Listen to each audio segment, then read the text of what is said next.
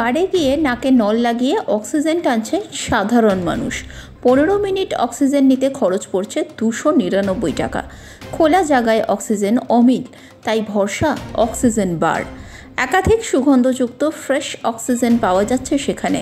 পাওয়া যাচ্ছে ছোট ছোট পোর্টেবল অক্সিজেন ক্যান।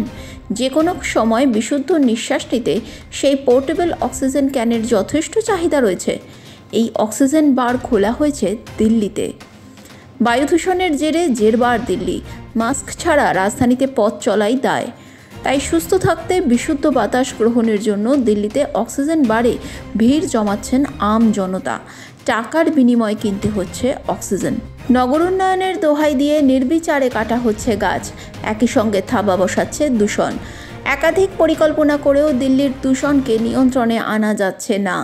রাজধানীর পাশাপাশি কলকাতার দূষণ নিয়েও উদ্বেগ প্রকাশ করেছেন পরিবেশবিদরা। এখনই সতর্ক না হলে এই দিন দেখতে হতে পারে শহরবাসীরও।